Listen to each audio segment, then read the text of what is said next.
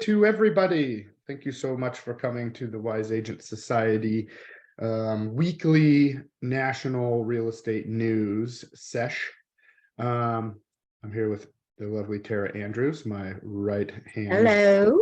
gal, and yeah, we're here to talk about the goings-ons of the real estate market and overall economy in the country right now. Today is June 15th. 2023, in case we need to timestamp it some reason. But we sometimes on these shows we're going to talk about a specific area like San Diego, Las Vegas. It could be Iowa. It could be anywhere else where we have a guest that wants to talk about their local market. Today we actually have Aaron Gordon, TikTok famous fella, coming on, and so he'll be coming to join us here very shortly. I'm not sure exactly what he's going to be talking about yet, but we'll just have to see what topic he wants to go over. It could be any of those things. It could be Las Vegas market. It could be the overall market. But the cool thing is that we have new news from the Fed meeting yesterday, and honestly I haven't had a hot second to even look to see what's going on. So I do believe that they decided not to raise rates for the first time in, I can't remember how many months, 10 months, 12 months, 18 months, long time. Aaron will know these stats better than me. So that's sort of good news, but I feel like there's some caveats there with this, the brief things that I looked at. So we'll get into that a little deeper with Aaron and go over all that stuff. I'll tell you a few things that I do know in a general basis is that, we have an inventory shortage in the whole country. Pick a market, doesn't matter. There's not enough houses.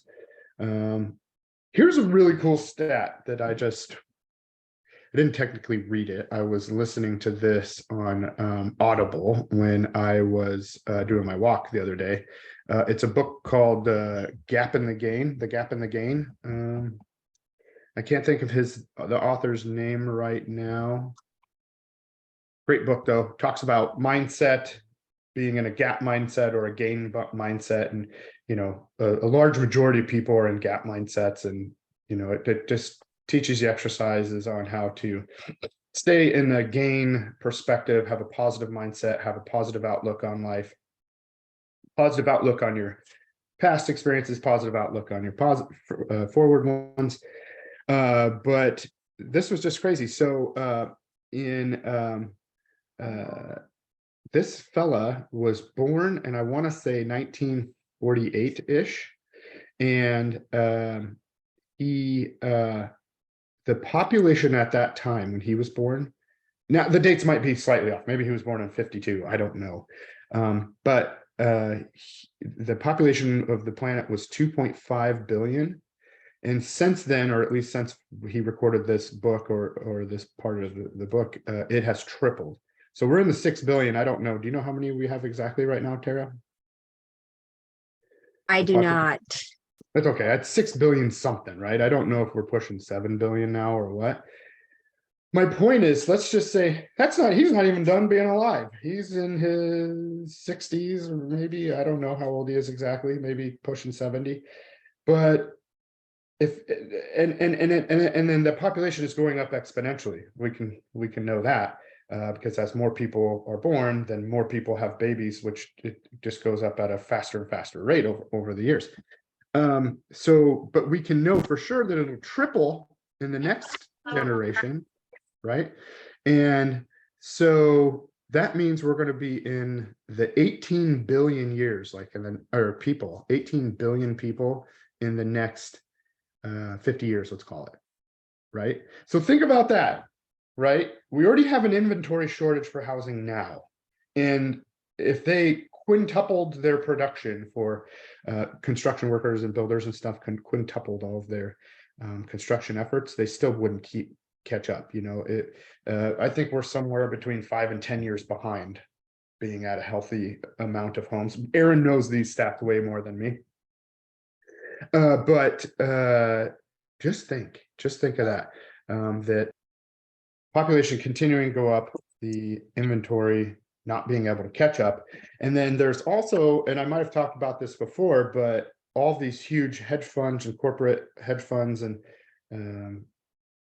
companies that are raising billions of dollars to buy inventory right now, because as soon as rates do lower, home prices and real estate prices always go up. So get the prices low when you can, and when there's less competition. So as soon as the interest rate drops, anywhere in the 5 area, maybe, let's say, it'll be multiple offer situations and driving prices through the roof again. So right now is a great time, as long as you can afford it at the rate that it's at now, and you don't want to overextend yourself or anything like that. But right now is a good opportunity to buy stuff before rates drop and then everything explodes. Barbara Corcoran says the same thing. It's just the smart, what analysts are talking about, as far as good times to buy versus maybe not good times to buy. But anyway, the population thing was just kind of mind-blowing. I hadn't really thought about what it was, in the 50s or whatever. It never occurred to me, but boy, that's a lot. So it could easily triple, but with exponential growth, it could quadruple, in the next 50 years, right? So where are all these houses going to come? So basically what they're saying is, in the fairly near future, people might not have an opportunity to buy houses. It's definitely not the lower class people or middle class people. You're going to have to be pretty rich in order to be able to afford a house that you can buy. And then most of the middle and lower class will rent from these corporations, or the lucky few people that actually own properties that they can rent, they're not living in. So additional properties that you're not living in. It's just math, I mean, and then it makes me think, like, okay, well, what else? What are other opportunities if the population is going to at least triple in the next 50 years? That's going to be pushing it on my timeline for what I can do and get accomplished, because I'll be 90 something, maybe pushing 100. But for people, young people right now, it's like, dude, get in and buy some real estate.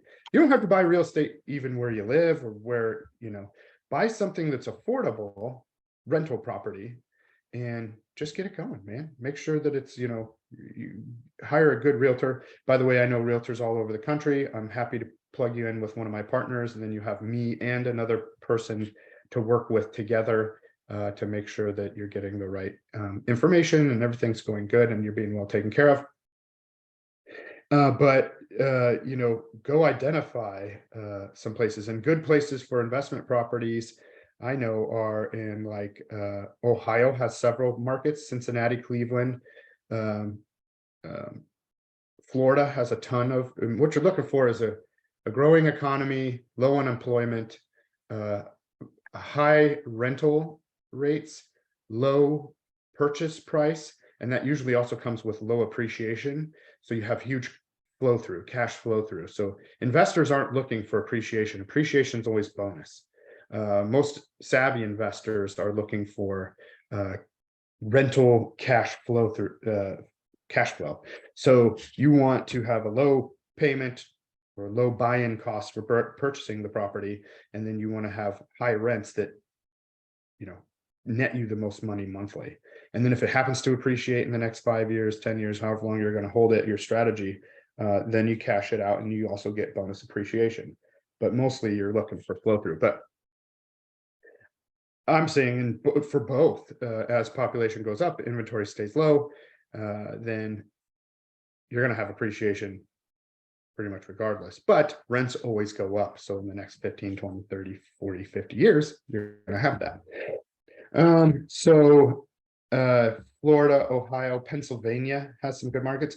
You could always Google, this is what I did years ago, and what I still do when I'm looking at that is top 20 cities to buy investment properties in, and then it'll show you lists of places that have those parameters, and it'll talk about them and it'll list them and it'll say why these are good places. And so you're looking for the good percentage of cash flow.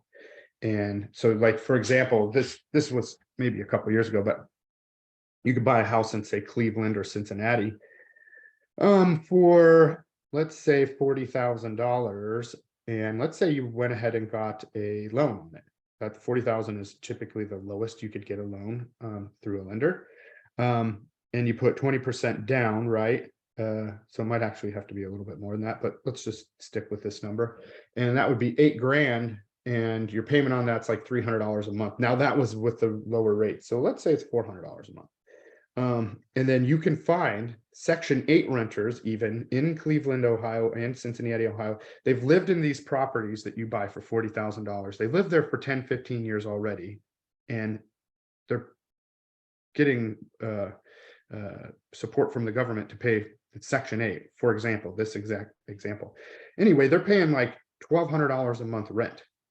Okay, so then you're making net $900 if you have a loan a month, and take out some for property management and or maintenance fees, and you're still way in the black. You're doing really well. So these are just great. That's one example, and the prices have gone up since I've looked at all this math, but not terribly too much. And that's on single family. So then you could look at duplexes, fourplexes, and even bigger.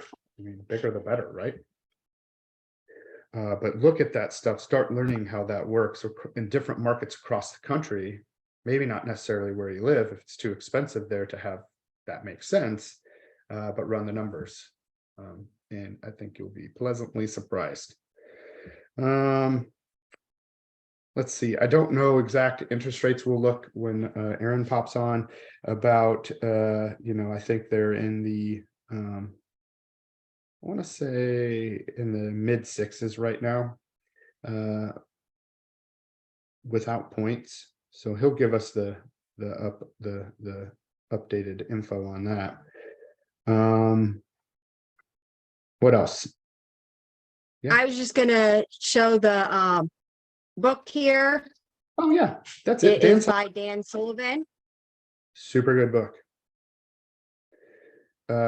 And here's the cool thing about that guy. So Dan Sullivan is the author, right? But he didn't even write the book.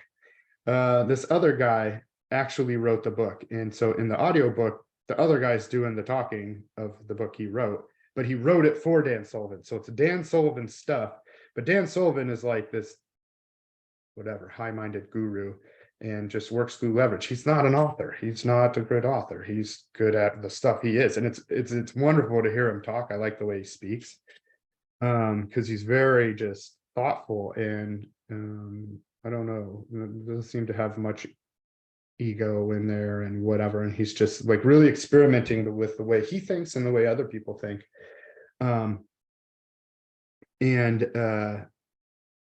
There's a lot of interesting stuff. But the funny thing is he didn't even write the book. This other guy did. And the other guy's written multiple books for Dan Sullivan. And he's I don't know, just really interesting stuff. Highly recommend. He also wrote another book. Let's see if I have it right here.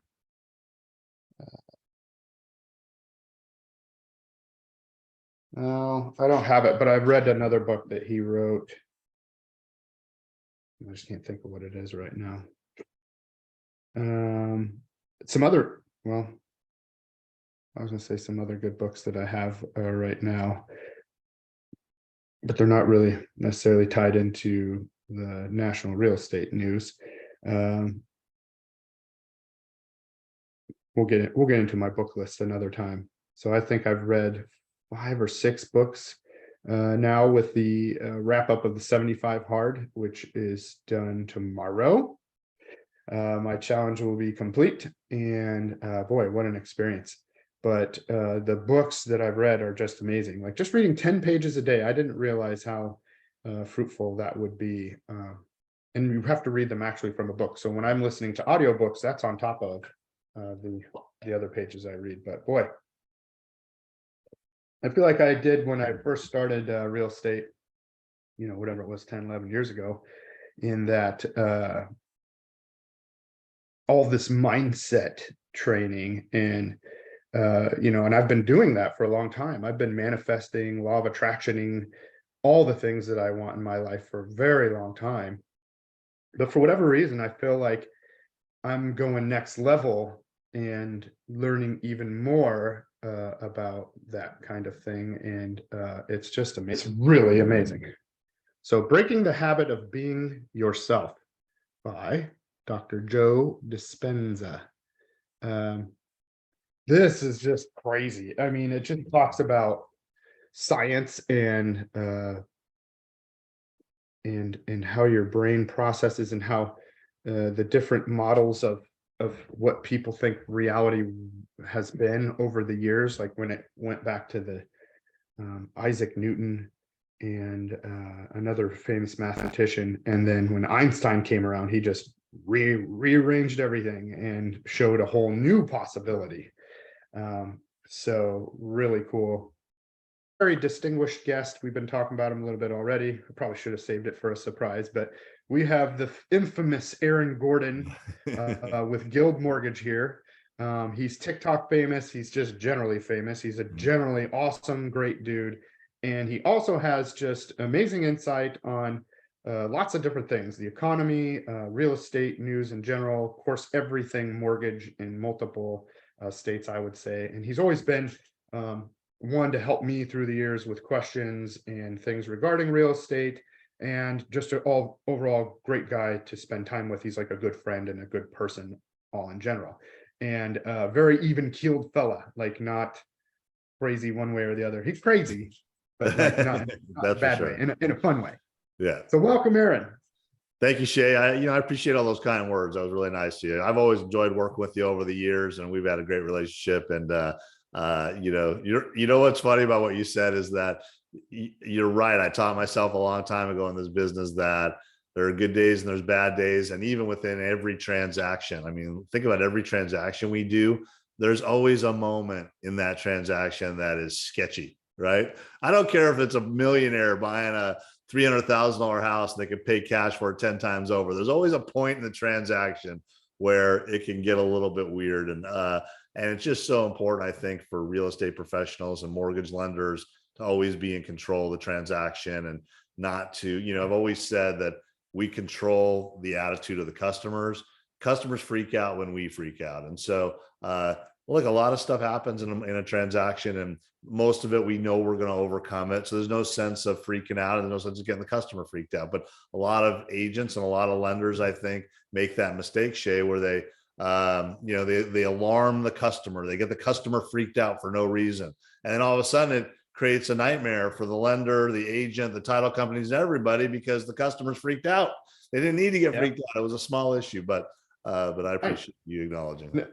No, that's super important point. Is like, it's a very emotional thing for people. So I've worked with some of the nicest, most wonderful people, clients, friends. And you're right, these things come up and it's like maybe there's 4 other things in the background happening that we don't even know everything about or whatever. And it's stressful. And so people can get real freaked out on their own. And then our job as professionals is to maintain that professional even keel, where we're helping them work through the problem. And you're right, not alarming, not getting our emotions involved. We're the ones that are supposed to stay professional and just help them work through the issues and get the thing done. So you're right. Shay, I'm really fortunate at Guild Mortgage. They let me do a lot of speaking to groups, and I get to speak to I've even gotten to speak to our loan processing team nationwide and our underwriting team nationwide. And I always coach the point of that. Look, no matter who you are, no matter how many houses you've bought, and the real estate transaction is nerve-wracking, right? Like you said, there's a lot of emotion involved. This is a house. Even if it's an investment, they're counting on it for future income, or if it's a second home, they dreamed about that, and there's emotions and people are freaked out. And so you always have to be cognizant of that. And so, it's important that we update our customers on their transactions. But if something's going a little sideways or is a little wonky, you don't necessarily need to raise the 5-alarm fire on that, right? If we feel like we have it under control, you got to lead with that.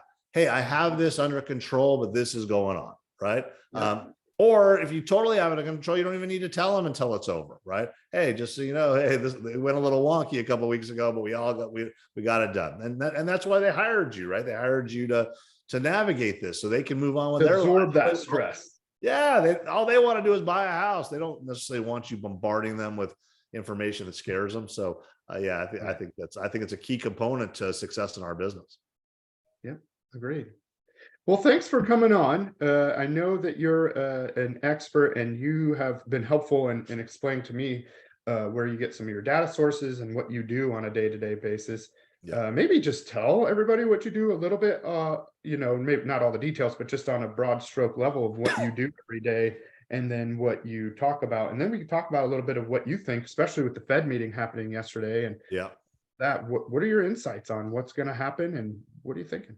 Well, first of all, so for those that don't know, I have about 375,000 social media followers. I made a commitment about a year and a half ago to make social media video part of my business, and really almost every day I post something. And so in that kind of flow, Shay, I already was absorbing a ton of real estate mortgage news every day. And I just made a commitment to hold myself accountable and really focus every morning on being up to date and then sharing that through social media. So that helps me stay in tune. Man, I have so many different sources. You and I have gone over them. There's a lot of different, there's literally dozens of places I look, every day and read and absorb. And so, as it relates to the Fed meeting yesterday, there's been so much good news the last few weeks for us in the real estate business, but it's not translating yet. Okay. So, at the end of the day, good economic news makes mortgage rates go up. Bad economic news makes mortgage rates go down. It's kind of the rule of thumb, right? So as it relates to mortgage rates and buying a home, mortgage rates won't go down until we have bad economic news, more bad economic news. Well, so as crazy as it sounds, in our business, we kind of want unemployment to go up. We want people to start losing their jobs, and it sucks, but that's the nature of the economy. And so the economy got overheated. It was suffering through massive inflation. And, the Federal Reserve, which does not control mortgage rates, by the way, but there is an ancillary effect, started to raise rates and have raised rates, persistently for the past year. And at the end of the day, mortgage rates have followed and skyrocketed. And today we're around, 7%, 6.9% or something, which is more than double, almost triple where they were, a year and a half or so ago. So, at the end of the day, we're rooting for unemployment to go up. Well, that happened. Unemployment went up, I think on last week's report or this week's report, unemployment went up. And so that was pretty good news. Then we got the news that inflation has gone down, right? Inflation is now down around 4%. Inflation has gone down 4% now. Wow. 4%, and it was up to 9%. So inflation has gone down 11 months in a row. That has never happened, Shay, in 100 years. Okay. Wow. So now you would hope that with inflation coming down, that would be good news for mortgage rates coming down too. And then you had the announcement yesterday that the Fed is pausing raising rates, which would also be good news for mortgage rates. And so you add all those together, and normally we would have saw a nice little drop in mortgage rates over the course of all that news, but it hasn't happened. And so I just think that there's a lot of uncertainty there. The Fed came out after their meeting in their post comments and said that, we're pausing, but we're probably not done yet. And so, that got reflected. There's a caveat. That's what I thought. I glanced at was like, they said they're pausing and that's great, but then they kind of said they weren't. So yeah, they're pausing, but it's a wait and see. News. Yeah. And and I think you and I have talked about it. I just think that, COVID, the pandemic, the lockdown, paying people to stay home, paying businesses to stay home, it never happened in history. That's a massive economic event that rolled billions of dollars into our economy. And so any reporting you look at traditionally doesn't mean anything anymore because we never had that event. So Yeah. everybody who says, well, back in, 1996, this happened. Well, that they didn't give trillions of dollars to people, right? So, Right. so I think that we're in an area that we've never been before. And there's a lot of people out there predicting this, that, and the other thing, but nobody knows. And so I think that, we talk about all the time, if you're holding out for lower rates to buy a house, that's a bad idea, because at the end of the day, we don't have any housing inventory. And Yep. so I was just talking about that before you came on, was how low the inventory is, how far behind we are, like 5 to 10 years to even Yeah. catching up with the right amount. And then I was talking about the population. You missed this part. Was, for example, in like 1950, it was 2.5 billion. And now we're at 6.5? yeah, Triple in one person's part of their lifetime. Think about the next 50 years. yeah. If we get to 18 billion, where are those houses going to come from? Well, right? and Shay, I don't know if you ever see me share this, but if you look, okay, home builders for 60 years, okay, for 60 years, literally built 1.5 to 2.5 million homes per year. Okay. Mhm. Over the last 40 years prior to 2008, they averaged 2 million homes per month they built, okay, to meet Okay. demand and to meet population growth. Well, then the mortgage crisis occurred in 08. Okay. Scared everybody. A bunch of businesses went out, right? Home builders at that moment decided we will never build spec homes again. Okay. We will only build when we sell. We will only build in the best economic conditions, right? As a result, they've averaged 75% less homes per year. They've averaged for 15 years since 2008. Okay. So, Wow. So so what like a million, little over a yeah, million? they're building less than a Like million two? homes per year. I think 700,000 is the average. Okay. Oh, really? Remember, they were averaging 2.5, they were averaging 2 million a month. Right. Yeah. And so there's just not as many homes. And now you add into the factor that people, because of what happened with COVID and aging, and because they bought nicer houses in the 2000s, the average person stays in their house 11 years now. When you and I were coming up in the business, that was 7, and it was clockwork, right? People stayed Yeah. 7 years, they moved on. I mean, you could I thought in count. Vegas, like it was 4 years almost. Some places it was even less worse, but you could look at your database and say that dude's going to sell a house here pretty soon. Right. That guy. But today it doesn't happen. People renovate now and they remodel, and those projects have become easier. And you have amazing places like Home Depot and Lowe's and all the stuff that makes it easier, right? And so at the end of the day, people are staying in their homes longer. And so now what we're all counting on is basically the baby boomers to start passing away and those houses coming up free. But builders, if you look at this year, 2023, there's more homes being built this year than in many, many years, but it's because they pulled those permits when rates were in the 2s and 3s, right?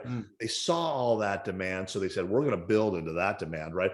So that's happening this year. So that's why you do see a lot of new homes coming. But once those are done, it's over, because they didn't pull permits last year. If you look at the number, how long does it take for that lead time? So when they pull permits, what, a year later ish? And so there's another massive challenge, right? It depends on the municipality, but at the end of the day, regulations in most cities are awful, right? To try to build. And so, at least a year, I would say. I mean, probably better to get a builder on the call for that, but I'd say at least a year, Just right? just trying to get a Probably grasp 2 of it. years. So, Yeah, I'd say it's probably safe to say anywhere from 8 months to 2 years. if we're talking development from raw land to whatever, right? Yeah, for There sure. are other utilities building. there. Yeah. I mean, there's so Could many be 2 factors. years. And so okay, so now when rates go down, and they're eventually going to go down, right? And that, who knows if that's 6 months from now, a year from now, 2 years from now, whatever it is, right? All these people that are on the sidelines who said, I'm going to wait for rates to come down. Well, you're all going to come off the sidelines at the same time, and you're going to walk into a world where there's no houses for sale. So then what happens when there's high demand and low supply? Prices go way up. Prices skyrocket. What's crazy is there's very little demand right now because of where rates are, but prices are still going up, right? Yeah. Everybody had predicted that there was going to be a housing crash because prices escalated. As soon as rates went up to 6.5 and 7, oh, there you go, housing is going to crash. It didn't happen. Well, maybe it's too early to say it's not going to happen, but probably not. And the reason why it didn't happen is why there's just not enough homes for sale. No inventory, and people have to have a place to live. Right. So And- regardless of what rates are, regardless of what, people have to live somewhere. So That's part of it. And life happens, Shay. People have babies, or their parents have to come live with them, or other things, or they have to change jobs. I mean, so there's Or still divorce. those are the people that are mostly buying houses today, but they have to buy a house. And when they go out to buy a house in most markets, okay, they find that there's not a lot for sale. And those sellers are not going to bend because they know there's not a lot for sale, right? Yes, some of them may be crazy on what they're asking for their house, but they're not going to lower it too much because they don't have to. They're going to wait. Right. And they probably have an interest rate that's 2 or 3%. Yeah. Unemployment is still super, super low, even though it's rising. So they have their job, they have a super low rate. Why would they give you a discount? The only way they're going to give you a discount is if they have to move somewhere, right? Yep. So, I mean, the necessity isn't there for them. Yeah. So it's just a really strange time. And I've never seen a market like this, and really the inventory thing, I just don't see how it corrects itself. I mean, unless like almost ever, I feel like I said, if the population keeps going up like it is, and I mean, how could they do it? Like if the builders out there started building 5 times as much as they do now, they're not going to, right? Which that'd be crazy financial decision. They're not going to do that, right? Let's just say they did. I mean, would they even catch up then? Right. I don't think they would. So it sounds to me like it's an improbable, like there's no possible way for that to correct itself, like you said. So what does that mean then? Well, I say you go out and buy some investment properties that you can afford that make sense. Doesn't have to be in your market. Like I was talking about earlier, go to Cleveland, Ohio, or Cincinnati, or Jacksonville, Florida, someplace where things are a little less expensive and have all the right parameters with a growing economy and low unemployment and high cash flow through and low purchase price and all that. But figure it out and go get it. Because you just hit the nail on the head. That's the solution. And I know people don't like hearing this, but the solution is really, to me, you got to figure out how to work remote. And that's happening. I mean, I don't care how many companies are asking people to come back. Remote work, that ship has sailed, and the best employees want to work remote. If you want talent, you're going to allow remote work, right? So where you go buy a house or in more affordable places. Look, the United States isn't having, as a whole, we're having this problem. It's really more local. There's plenty of markets out there with houses under $200,000 that have some inventory, right? There's, they may not be the most desirable places in the world. They're not beach cities, right? They're not major metropolis, but at the end of the day, if you want to be a homeowner or an investor, Shay, you just hit it. If I want to be an investor in homes, I can't say I'm just going to invest in Las Vegas and spend $500,000 or $600,000 on a house. Yes, if you're an experienced investor and you can make the numbers work, great, go do it. But if you're a newer investor and you don't want to bite that much off to start, and you don't want that type of risk, go to some other states, go to Missouri, go to Oklahoma, go to areas of Texas, go more remote, you got to get a good property manager or whatever it is. I know that trusted agent and property manager. Yeah. Trusted agent. Yeah. I mean, really, to me, I probably wouldn't go any further than I can get to by car in a day. Right. Because things happen when you're a landlord, right? And some things your property manager may need your help with. But, if you have a really good property manager, they'll insulate you from 99% of stuff. Right. And so that's why I said, contact me, contact you. We have people all over the country that I can plug you in with. That's a trusted source, and we'll get you taken care of. And then you always have me or you or whoever as a partner to work through that stuff. You're not just, people are like, well, I don't know where to start with that. Who would I call or what? I can't trust somebody with a whole property. I'm like, well, first of all, just think of it. It's just a thing. It's just the thing. When you live in your house, it's your house, and it's a little bit more emotional. There's more attachment, but it's also still just a thing. And then, somewhere else, it's just a thing. It's an asset. So don't think it's a big asset, but don't overthink it. Yeah. And then work with somebody. We'll help you get people that will really take care of that really awesome asset. That, we do this at a very high level, and the people we work with do this at a very high level.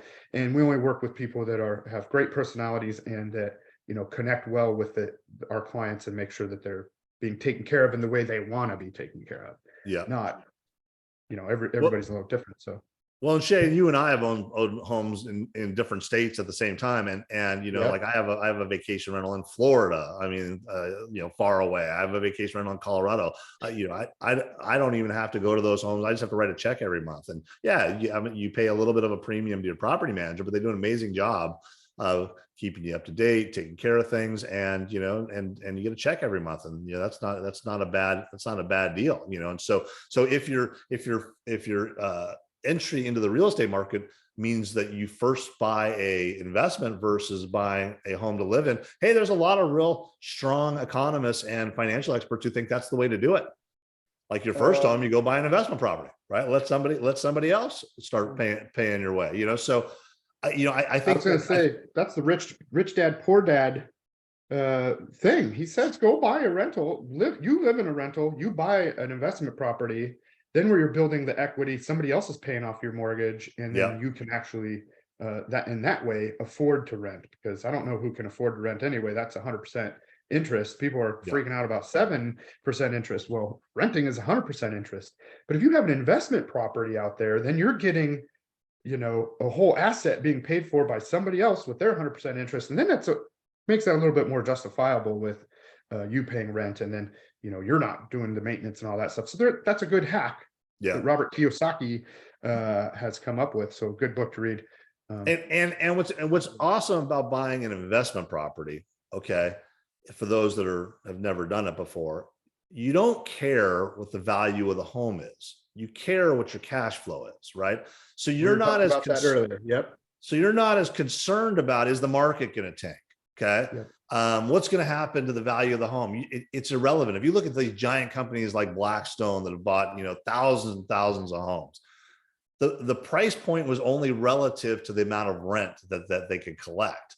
They didn't care about market crashings. And look, they own a ton of homes in Vegas. Okay.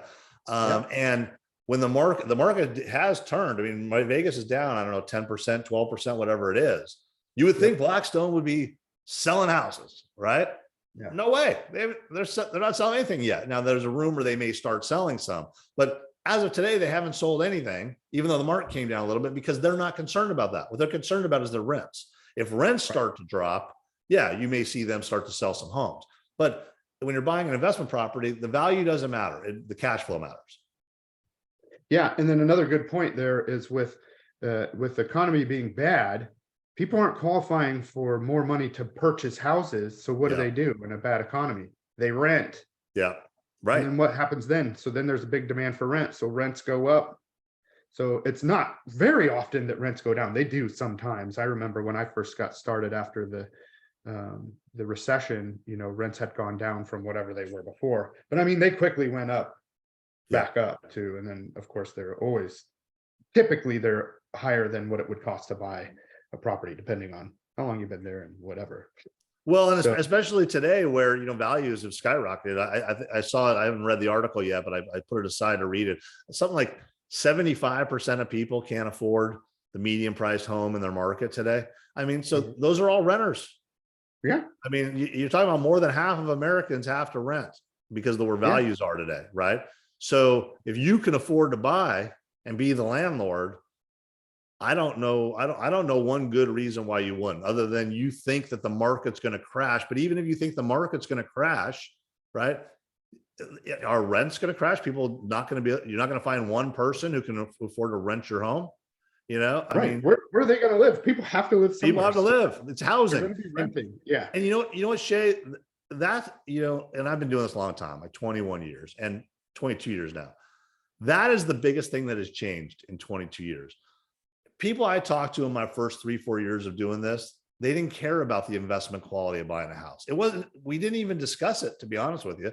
It was like one of those add-on things. When we're telling people the benefits of home ownership, and one of the things is you get to nail your own walls and paint your own walls and all that. Yep. It was talked about like that. Like it was a small piece. The bigger piece was you need shelter. Right.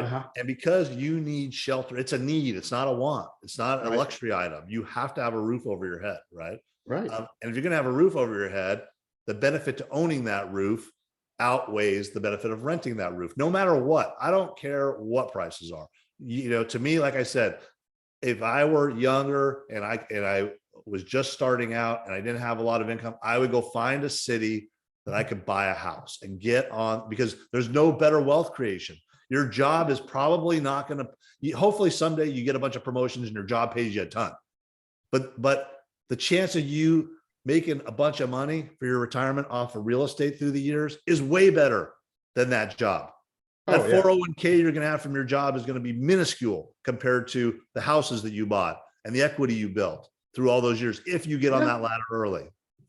Here's another thing, Aaron, is that no matter what, whether you're renting or you're buying, you're paying a mortgage. Yeah. If you're renting, you're paying your landlord's mortgage. Right. So if you're going to pay a mortgage one way or the other, why not pay for your own? Okay. Right. Then you might have people say, well, I don't have good credit, I can't do that. Or I don't have enough money for a down payment. I'm like, okay, well then let's take a step back here. I bet you we could figure out a plan to get you good with your credit in a year to 2 years. Easy. And then you need 3.5% down on a $200,000 house is what? 7,000. $7,000. Yep. Okay. So in that year or 2 years, I bet you we could come up with a plan to get you $7,000 too. Right. And here's another thing is if you're paying rent and you're paying $1,500 a month for rent, and let's say you have bad credit, so you're paying up front to get into your rental, $1,500 for your deposit, probably times 2 because you got bad credit. So that's 3,000 plus another 1,500. That's 4,500. You're more than halfway there to the down payment anyway. Yeah. And you know what? Credit's super easy to fix. Look, if I don't know what percentage it was, massive amounts of people had foreclosures, short sales, bankruptcies in the Great Recession, right? Yeah. They were all buying houses again within 2 and 3 years, right? Oh yeah. As long as you're focused on your credit, paying your bills on time, your credit will fix itself in no time. And if you get with an expert, it'll be faster. Just don't, my advice to you, don't pay a lot of services for that. Because here's the challenge with the big services, and some of them are great. A lot of them, they get paid the longer it takes to fix your credit, because you cut them off once your credit's fixed, right? So you got to pay somebody who will do the job. Hey, what's the best you think you can get my credit score to? 640, 666. When I'm going to pay you one number, help me get there. Right. And and you and I both have people that we can refer people to help you get there. And not only that, but just we can give like some overall basic things on how to improve your credit on a very easy and manageable way. But that's it. Just people just have to sit down, focus, come up with a plan and work the plan and then they'll get there. It's all super cheap. And like we said, Shay, I mean, like you said, okay, so if you're paying $1,800 a month in rent, okay, there is some place in this United States where you could probably buy a house with 0 down and your mortgage payment will be less than $1,800 a month. Now, and they're nice cities. They're not like, they're nice places. Now, maybe you can't move there. You're taking care of elderly, or you really don't want to leave your family, whatever it is, go look and maybe buy an investment there. That's it. Right? That's exactly what I keep saying is you don't have to do it where you live. This is not uncommon. It is crazy common, like as normal as anything else, for people to buy things in different cities and states, maybe where I wouldn't say they've never been there, but why not? I mean, you'd probably want to go check it out and just look at the property and all that stuff and get an idea of what the market's like before you buy something there. But I mean, I've had people that haven't too, but my point is go to, like, in my opinion, like this, I don't know all the ins and outs of like Detroit, but I'm just saying like Detroit. I remember 2 or 3 years ago or so, you could buy houses there for $2,000, $5,000. Now, I don't know if those are in an area you'd want to really buy a house. I know that some of those had like boarded up stuff around it. Anyway, it doesn't matter. I don't care. My point is, in 20 years, do you think Detroit will have a comeback? It's going to have to. It's already coming back. I know the downtown and all of that's coming back. Well, I think it's come back from the time you're talking about when houses were $5,000 a piece. It's way more than that now. And all you got to do is, I was just citing an article the other day. I don't remember where I saw it, but if you Google most undervalued cities in America, I remember there was like 3 or 4 cities in Alabama, a couple cities in Georgia, and these cities they felt were 20% undervalued because they're all up and coming cities. A lot of people are moving there, and the home prices were all, average home price was under like 240. That's the average home price, so there's a lot that you can get in the 150, the 200 range, whatever it is, and and work on those. The other thing that you can do, Shay, if you got a little bit of cash, is I have a buddy of mine who makes a great living in Georgia doing this, where he finds these houses that are completely unlivable, pays like $25,000-$30,000 for these houses, right? So you put together a little team, a little investment team, you know, Yes, people investment you know, pool. and he doesn't rehab them all the way, which would be, Okay. you know, maybe $50,000 or $60,000 to make it truly livable. He rehabs it to a point where he can sell it to a flipper. Oh, You see what I mean? So just he get it only puts like, sellable. yeah, so he puts like 5 or 10 grand into the house just to make it so that the next guy coming in has a better, has more structure in the house, like, you know, and so he just gets it to the next stage where now he can market it to property flippers, right? Wow, that's a unique idea. I've never heard of people doing Yeah, that. I mean, then, you know, so he's basically taking off a home, the home builder just, or the homeowner just wants out of it because it's a mess. He's not going to fix it. And with a little bit of either some foundation work or some roofing work or whatever, yeah, it may even be 15,000 to do it or whatever. But what he's doing is just making it so he takes away some of the headaches for the flipper. Yeah. And he does it all, and he's doing it all the time. And so, you know, there's so many different ways to get involved, right? Yeah. And then when he finds one that's a real peach, he keeps that one and he Yeah. rents it, and, you know, and all that. But, you know, but there's so many different ways, and and look, you know, the willingness to do things that other people won't do is what makes you money. Right. And so not a lot of people are going out to, you know, Missouri and buying some investment properties from Las Vegas. Lake of the Ozarks. Lake of the Ozarks is on fire. That place, people are buying like crazy. That place is developing fast, but generally, yes. Yeah. But no, yeah. So, no, I think bottom line is that, well, I guess to recap on the nation right now, we're in a place that, you know, we've never been before, right? And I think that's another thing that you talked about, Aaron, is that I don't think people fully grasp that when the economy is too good, that's when inflation goes wonky and everything costs so much. Yeah. Demand is too high. Yeah. And therefore we need to have a balance. So unfortunately, the government has to make the economy bad on purpose. Yeah. So that we can get into a balanced flow of affordability, right? Of everything. And the inflation goes down. That just makes us balanced again. So, you know, it's funny when people are like, well, the government is tanking the economy like idiots. It's like, no, that this is on purpose. They're doing this on purpose because you have to, because you don't want to pay however much you want to pay for gas or how much for bread. You're talking about both sides of your mouth. You got to, in order to have that lower bread price, in order to have that lower gas price, we can't have the economy be so good. So it's on purpose. We're trying to get that down, not into a point of where it crashes or is detrimental. And that's the dance they're playing, right? Yeah. So they're trying to get it to be where it's balanced. And so then rates can go back down. And then, so we're just in this shifting period, but with all the elements we've talked about, it's just all new territory. So it's just tough to predict. Well, and you know, I mean, think about that. I mean, that is such an incredible balancing act that they are trying to do, right? Like they are, they every move they make, every word they say has an effect. And, you know, when it's too hot, they're trying to cool it down, but not too cool, right? And when they're trying to heat it up, they're trying to not heat up. So it's a very difficult job they have. It's a fine balance. But here's the one thing we can all count on, because it's happened historically. They're going to overcorrect, right? Because it's government, so it moves slow. So when they decide to do something, it takes a while, right? Or when they finally recognize things are like, look at the mortgage crisis, right? By the time they finally realized that, oh my God, you know, really foreclosing on everybody's home is a bad idea, right? It was a year too late, and a lot of people had lost their homes, right? And it was a mess. And the thing was, so they, you know, so it's really difficult. So in this case, they're going to overcorrect. I mean, it's what's going to happen. So probably they will throw us into a recession. If some people believe we're in a recession now, but you know, probably that'll occur. And if that occurs, you know, mortgage rates will come down. So that'll be good news for the real estate business, you know, but they'll swing the other way after that happens. Yeah. And you know, what's interesting though, recessions don't make home prices go down. So, you know, only once that happens, right? Right. So that the biggest recession in, you know, 70 years is what, you know, or 80 years, whatever it was. You know, that's the only time home values went down in recession. So, you know, it's almost like, you know, Shay, and I hate to say this because it sounds a little like maybe not realistic, but if you think about it, like even when inflation comes down, okay, prices don't come down. They just stop heating up as much. Right. Right. So what you're paying for a loaf of bread today, right, is probably not going down.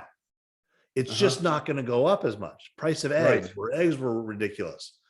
They're Yeah. not going to come down too much. They're just not going to go up. Inflation, controlling inflation means, look, the Fed says they want to be at 2% a year. That still means prices are going up 2% a year. It doesn't mean they're Right. coming down, right? Yeah. Inflation And it doesn't doesn't go mean they're away. We're not negative. yeah, and it doesn't mean they're coming down from when it was 9%. It just means they're slowing. It was going Yeah. up at 9%, year over year. That's awful. If everything keeps going up 10% over year, right? But if it go up 2% year over year, it's a lot more easy to manage for most people. So Sure. so they're not trying to lower things. They're just trying to slow the heat. Same thing with Makes houses. sense. Good point. So it's the same thing with houses, right? If you're expecting houses to come way down, that's not really what's going to occur unless a financial disaster occurs. Right.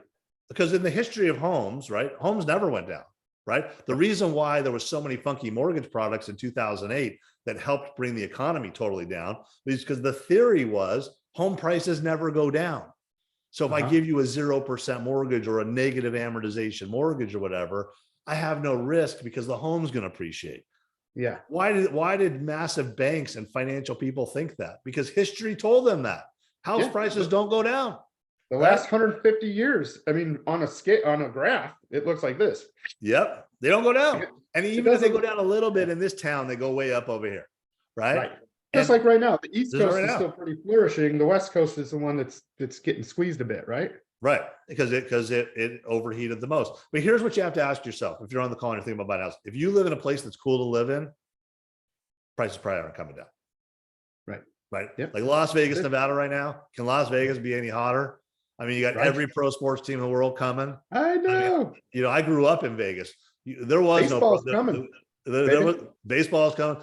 I grew up in Vegas. There wasn't even a good restaurant. The best restaurant was the Palace Station 99-cent breakfast. Right. There was no good restaurants in Vegas. There was no good shopping. It was a little hick town. Right. It was amazing growing up in Vegas. But today, way different. Right. Yeah. It's Los Angeles. It's basically Los Angeles, It's the destination. It's got so many good points. Easy to fly in, fly out, cheap. Entertainment, world-class entertainment and dining everywhere. And the cool thing about Vegas is it always changes. So you're always getting new of all of that, all new dining, all new entertainment experiences, all the time. Yeah. Vegas is amazing that way. Hey, Shay, COVID didn't bring prices down. People not even going to work anymore, right? That made prices go up, right? Yeah. So I just think that if you're waiting for, look, it could come down a little bit. It's come down 10, 15%, which is a lot. That's a lot. Right. In some cases. I just think if you're waiting for, home prices to get back down in the hundreds or twos. Not happening. We don't have the inventory for it and we never will again. So wrong market. People should get that out of their heads. And builders aren't going to build that. And builders aren't going to build that product because the land prices are too high. Regulatory costs are too high. I mean, it's just it's not going to happen. So the point is, buy something that you can afford, find a place where you can afford to buy something and buy something, because in the next 15, 20 years, you might not be able to buy anything ever again. Yeah. You know what I mean? I mean, possibly. I don't know how it's going to shake out, but if the Blackstones and all the places that are fundraising right now like crazy, they're building $2.5, $3 billion portfolios just to go buy more stuff. Yeah. There is a shift, and it's just going to be insane. So yeah. And Shay, it's interesting because people say prices have to come down. They don't have to come down. You and I both have lived in San Diego for periods of time. Prices don't come down in San Diego. They may flatten once in a while, but San Diego's been unaffordable for 30 years, right? And what's interesting about it is that the advice I used to give first-time homebuyers who would move to San Diego from other cities would just be shocked, right? Yeah, they still are. Like today, a starter home in San Diego has got to be $600,000-$700,000, right? And so people would say, maybe if you're lucky, I'd say 8 or more. Maybe 8 or more. So people would say, well, how do I afford a house here? And I'd give them the advice that we're giving today. I was giving this advice 10 years ago, which was you're going to have to go buy out. You're going to have to get out of town about, an hour, 2 hours, but get on the real estate ladder. Because go buy a house there, that home will appreciate just by being an offshoot of this area. Okay. And as you build more equity there, you'll eventually be able to afford to come into the market. And so it's going to take you a couple steps. Well, I don't think Vegas is quite there yet. or some of the other areas around the country. But there's a lot more San Diego's, LA's, and New York's than there was 5-6 years ago that are just markets that are just not affordable for first-time home buyers, right? Unless you re-enter, right? You got to go away and re-enter. And so that may be the plan, and look, as we've seen, I mean, you could have a real estate market that fires up 20% in a year. Now, they don't want to count on that, but if you have a market that fires up 25% in a year, you may be back sooner than you think. Yeah, for sure. Yeah. Well, I think all in all, people are going to be buying and selling houses no matter what. It's just a matter of if you're going to be one of those people or not. Yeah. So I highly recommend that you do get on that train and do something for your family, your kids, your grandkids. Start building wealth for them, because I don't care how rich you are, whatever you're in, any of the most wealthiest people in the world all own a huge portfolio of real estate as a big part of their wealth building. So I recommend it. I'm sure you recommend it. I mean, if you can afford it, we're not just talking about buy stuff. And so overall, this market update, thank you so much for joining me to go over it all. This helps shed some light on how it's looking, how it's going to be going, and hopefully help you, the listeners out there, to make a good decision on what to do. And please reach out to me anytime that you want to discuss. I do this all day. All I do is coaching, mentoring. I help other real estate agents sell more real estate across the country. I have teams of people that work for me selling real estate in the markets that I'm in. And Aaron is the master at all things mortgages. What cities would you say that are you working in mostly now that you would be? So I'm licensed in Nevada, California, Arizona, Utah, Georgia, and South Carolina. Okay. Most of my business is Nevada and California. Yeah, that's what I thought. Okay, good. So if anybody out there needs anything, reach out to me, reach out to Aaron, reach out to both of us, and we'll get you set on a path to whatever it is, or just answer questions. There's no obligation to call us and ask us questions. We're here to inform and help people and just make the real estate industry a better place for everybody. That's how Aaron operates, and that's why I like working with him. And it's the same with me. We just genuinely want to help people, and that's why we're doing what we're doing and why we're successful, because we just help a lot of people. Get on the ladder, Shay. Get on the ladder. Yes, sir. Yes, sir. Well, thanks so much for coming on, and I'm looking forward to seeing you sometime in person. Thank you all very much for coming to the Wise Agent Society National Real Estate News Update today. Next week, we have the Sharpening the Saw on Tuesday. So we have a call every Tuesday and every Thursday at 11 a.m. Central Standard Time. Next Tuesday, we're going to be talking about mega open houses and mega open house parties, actually. So join us next week to learn all about how to really throw a raging open house that will get the most people through the door that you've ever seen. And I have some great tips and tricks for all of that. So have a great day, everybody. All right, so now we can just